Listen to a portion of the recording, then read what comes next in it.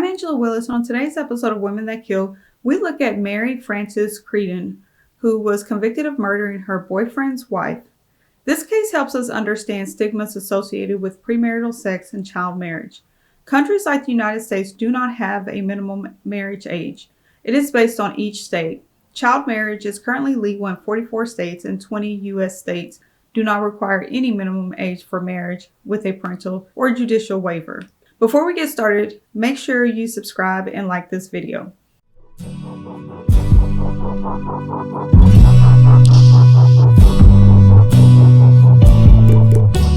Mary Frances was born in Rahway, New Jersey. In 1899, the city was home to dozens of major manufacturers at the time. The town had a small population for an industrial area. The city was made up of around 8,000 people, mostly immigrants from Britain, Ireland, and Germany. Mary lived with her younger brother named Raymond Avery and her parents. Her parents died when she was a teenager, leaving her and Avery a trust fund. In her early 20s, Mary married John Creighton, who was 9 years younger than her. He was around 12 years old and she was 21. They had 2 children together, a daughter named Ruth and a son named John Jr. John was not able to support his family, and they primarily relied on Mary's trust fund, which was not enough to support their growing family. In 1929, Mary's 18-year-old brother Raymond died. Investigation into his death revealed he had been poisoned with arsenic. The only person who would benefit from Raymond's death was Mary.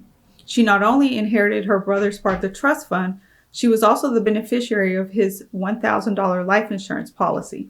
Police arrested Mary, who was then 24, and her 15-year-old husband for her brother's death. After questioning, John was released. Mary was charged with murder, which carried a punishment of death. It was revealed during the trial that Mary had purchased the arsenic. At the time, arsenic was a common rat poison, so buying it was not unusual. The prosecutor could not prove that Mary gave the rat poison to Raymond. There was no witnesses who saw her give it to him.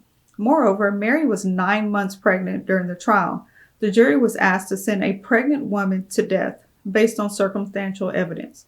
So the jury acquitted her and she was released. Her release from jail seems to have given Mary the confidence to continue killing.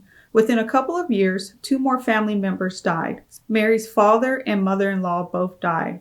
The autopsy of Mary's mother-in-law revealed traces of arsenic. At the subsequent trial, the quantity of arsenic in Mary's mother-in-law's body was not considered by the jury to be enough to cause death. The human body maintains a natural level of arsenic. The prosecutor could not demonstrate if the arsenic was naturally occurring or administered, so the case was thrown out. Prosecutors never brought charges against Mary for her father-in-law's death because the authorities assumed the same amount of poison would be found present in his body as well, and they would end up both being similarly rejected by the jury. Despite his parents having been poisoned and his wife was the most likely culprit, John did not leave Mary. Instead, the family moved to Long Island. In Long Island, Mary's luck ran out. In the early 1930s, the Creighton family met another family, 37-year-old Everett and his 34-year-old wife, Ida Applegate.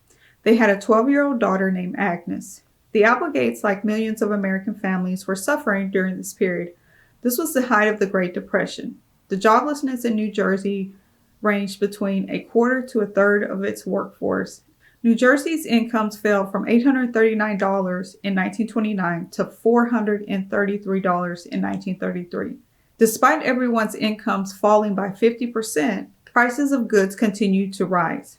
The Applegates family's financial hardships were compounded by Ida was large. She weighed about 250 pounds and was very unhealthy. She spent most of her time in bed and could not financially contribute to the household. So in 1934, the Applegates moved in with the Creighton family to deal with the massive economic downturn caused by the Great Depression. And this is where things get weird. 37-year-old Everett started sexually molesting 14-year-old Ruth, forcing her to sleep with him. Ruth later told her mother that she became a bad girl. One night, when she was left alone with Everett, Mary did nothing about the statutory rape. The Applegate's 12-year-old daughter, Agnes, was being molested by her father as well. Mary had sex with Everett. Everett was having sex with all the females in the home except for one, Everett's wife. Everett, during his trial, admitted that he would wait until Ida was asleep, then bring Ruth into their bed and have sex with her next to his sleeping wife. In the summer of 1935, Mary or Everett or both decided that Ida was in the way. Ida became ill in late August of 1934 with the stomach problems and was hospitalized for more than a week, where she quickly recovered. After her discharge in September, Mary prepared eggnog for Ida to celebrate Ida's quick recovery and release from the hospital. Within an hour, Ida complained of being sick. Her husband took her to the local hospital. They examined her and sent her home. Days later, she was dead. Everett was at his wife's side when she died on September 27, 1935. Doctors concluded that she most likely died from pneumonia or heart attack. No one suspected foul play. 4 days later, as she was about to be lowered into the grave, police stopped the funeral. They said that they had good reason to believe that Mrs. Applegate was murdered. We later find out that after her death, an anonymous source sent the police a package of newspaper clippings dating back to 1924 from Rahway, New Jersey, the hometown of Mary. The newspaper articles revealed that Mary had been accused of multiple murders by poisoning, but the circumstantial evidence was insufficient to get the jury to convict. This prompted the police in Long Island to take a second look at the death of Mrs. Applegate. The anonymous source was revealed to be a bakery delivery driver named John. Mary was one of John's customers. One day, she did not have enough money to pay the $18 bill, but she promised John if he gave her the delivery, she would pay him the next time. He agreed. She never paid, and John had to pay the $18 bill out of his own money. He demanded that Mary pay him back. In response, Mary filed a bogus sexual harassment complaint with John's boss to get him fired. John's employer investigated but absolved him of any wrongdoing. This angered John. One day, he started talking to Mary's neighbors. One neighbor in particular told John how she had become sick each time she ate at Mary's home. She became suspicious of Mary and researched and found out about Mary's past. When John heard of Mrs. Applegate's passing, John found newspaper clippings about Mary's crime and turned them into the police. The police arrested Mary and interrogated her. To everyone's surprise, Mary confessed. Mary admitted that she had caught Everett with Ruth having consensual sexual intercourse. Mary explained that her motive for killing Applegate was to protect her daughter. She feared that Ruth would become pregnant. With the wife out of the way, Everett would marry Ruth. Mary and Everett were both charged with the murders and faced the death penalty if found guilty. Mary was the one who bought the rat poison. Mary was the one who made the eggnog. Mary was the one who wanted Everett to marry Ruth. Mary was the one who had a history of poisoning people. The only evidence the police had against Everett was Mary's testimony.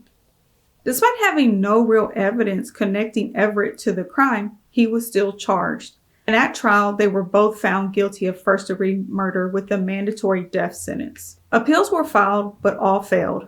Mary and Everett were sentenced to be electrocuted on the same day in Sing Sing Prison in New York on July 16, 1936. Mary was given the first lot in hopes that she might make a final statement exonerating Everett. In fear of her upcoming death, Mary had a mental breakdown. She was put in a wheelchair and she was completely unconscious when they strapped her into the electric chair. Therefore, she made no final statement, and Everett had no chance. Half an hour after Mary was executed, Everett sat down in the chair, proclaimed his innocence, prayed for his prosecutors, and died. Throughout this case, we see adults having a relationship with young minors, which seems to be acceptable. Historically, it is important to realize that cultural customs contribute to the opinion of appropriate marriage age. For example, in antebellum American culture, marriage between older men and younger women were not viewed in the same way they are today. There is no one reason for child marriage. Historians note that some marry in accordance with religious and cultural traditions. Others, like Everett, do so to avoid legal ramification of sexual activities with minors. Traditionally, in both developing and developed nations, one of the most common reasons for child marriage was avoiding the negative stigmas associated with premarital sex and teen pregnancy. By arranging the marriage of minors, typically girls and boys or men who have been involved in sex before marriage, the family seeks to maintain respect within the community. Based on Mary's confession and the fact that Ruth was sent away to a girls' reform school, we kind of see that this held true during this period in the United States history, that in the 1930s, premarital sex was frowned upon, and Mary's solution to that was to marry her daughter off.